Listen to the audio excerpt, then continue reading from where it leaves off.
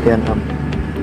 Am menurut bahasa artinya merata, yang umum, dan menurut istilah adalah lafaz yang memiliki pengertian umum terhadap semua yang termasuk dalam pengertian lafaz itu. Dengan pengertian lain, am adalah kata yang memberi pengertian umum, meliputi segala sesuatu yang terkandung dalam kata itu dengan tidak terbatas. Am adalah pengertian kebahasaan, berarti menyeluruh. Dalam pandangan ulama usul fikih, yang dimaksud dengan istilah am adalah kata yang memuat seluruh bagian dari kandungan lafaz sesuai dengan pengertian kebahasaan tanpa pengecuali oleh kata lain. Am adalah lafaz yang mencakup segala sesuatu yang dikandung padanya tanpa kecuali. Ini berarti lafaz tersebut memiliki suatu pengertian saja, kendati ia mengandung beberapa satuan. Karena itu, hukum yang ditarik dari lafaz itu berlaku pula untuk setiap satuannya. Tidak dapat disangkal tentang adanya lafaz yang bersifat umum dan khusus, termasuk keberadaannya dalam Al-Quran. Bisa jadi lafaz am tetap bisa jadi lafaznya am, tetapi ketercukupannya seluruh bagiannya dibatasi oleh satu dan lain hal.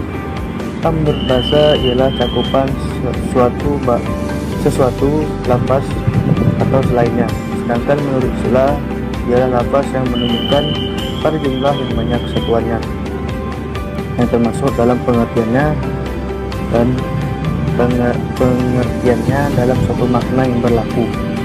Nah, bentuk lafaz am: lafaz kul, setiap, dan jami', seluruh. Kedua kata tersebut keduanya mencakup seluruh satuan yang tidak terbatas jumlahnya. Misalnya dalam surah Al-Imran ayat 185, kullu nafsin dha'iqatul maut. Jadi situ ada artinya tiap-tiap yang berjiwa akan mati.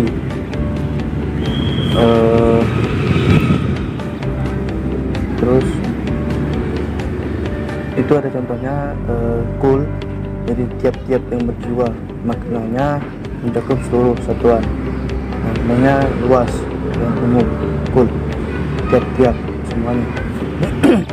Lalu kata jamak yang disertai dengan alif lam: para ibu hendaklah. Dalam Quran surah Al-Baqarah, di situ disebutkan para ibu hendak menyusukan anak-anaknya selama 2 tahun penuh.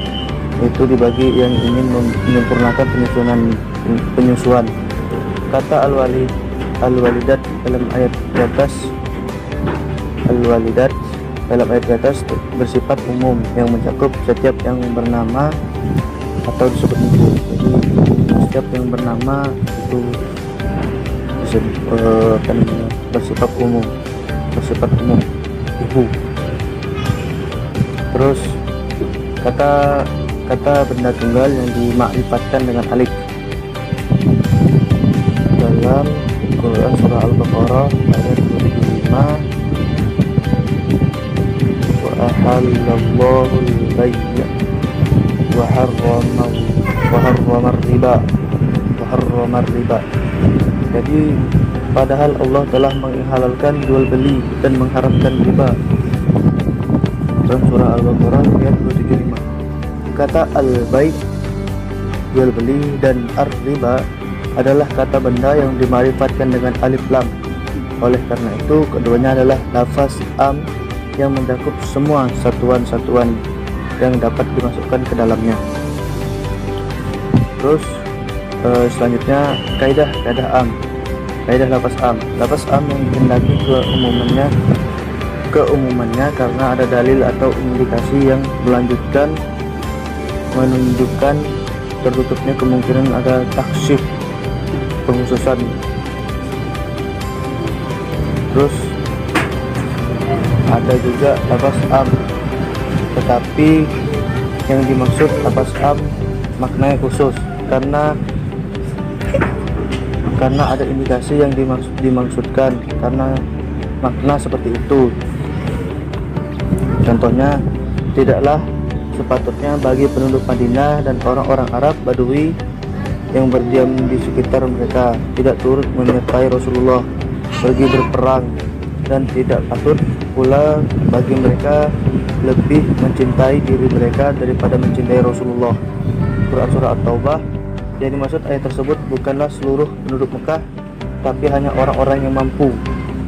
Terus ada lagi lafaz am yang menerima penghususan. Ialah lafaz am yang tidak disertai karinah, ia tidak mungkin dikhususkan, dan tidak ada pula karinah yang meniadakan. Tepatnya ada keumumannya, tidak ada karinah lafaz atau akal huruf atau akal atau urf yang memastikan umum atau khusus. Lafaz am seperti ini zahirnya menunjukkan umum sampai ada dalil pengkhususannya.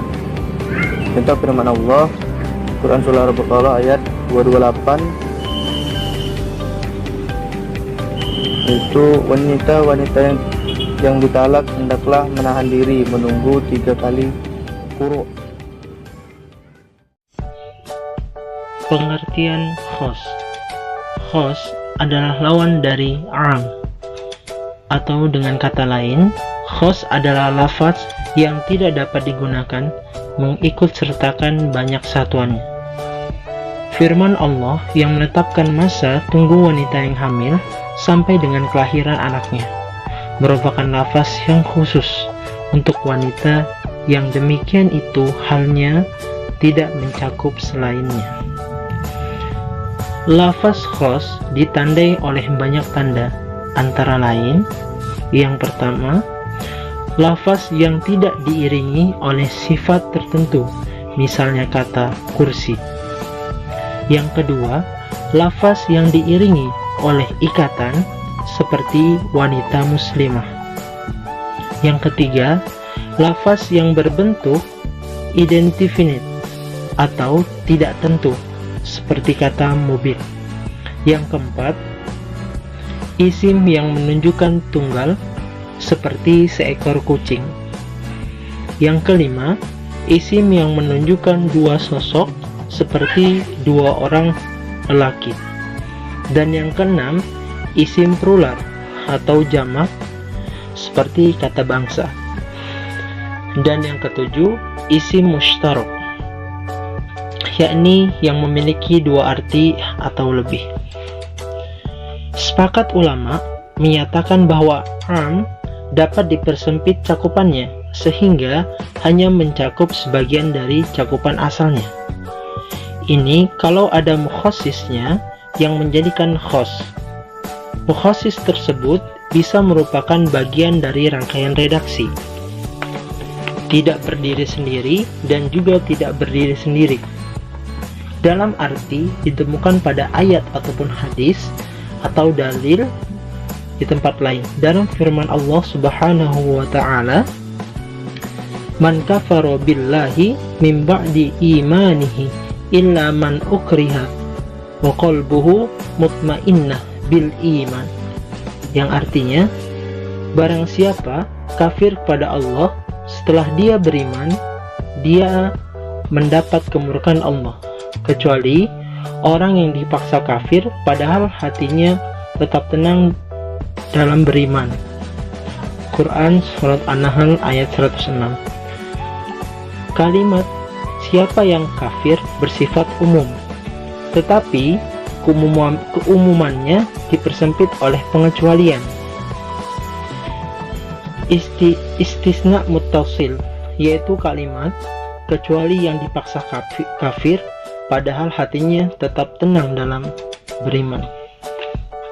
Singkatnya, bahwa setiap lafaz yang menunjukkan arti tunggal itulah lafaz khos, dan menurut kesepakatan para ulama bahwa setiap lafaz yang khos menunjukkan pengertian yang qat'i, yang tidak mengandung adanya kemungkinan-kemungkinan yang lain.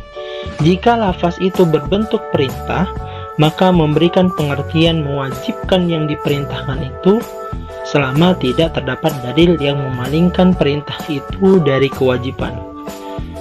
Firman Allah menyatakan dalam surat Al-Baqarah ayat 43, wa aqimus sholata wa atuz zakata warka'u ma'ar raki'in. Dan laksanakanlah sholat, tunaikanlah zakat, dan rukuklah berserta orang yang rukuk. Ayat tersebut secara tegas menunjukkan adanya perintah wajib melaksanakan sholat dan perintah mengeluarkan zakat, dan perintah tersebut bersifat khusus. Demikian juga sebaliknya, jika lafaz itu berbentuk larangan, maka memberikan pengertian mewajibkan yang dilarangkan, selama tidak ada dalil yang memalingkan dari keharaman itu sendiri. Sekian apa yang disampaikan, semoga bisa bermanfaat bagi teman-teman. Saya ucapkan terima kasih.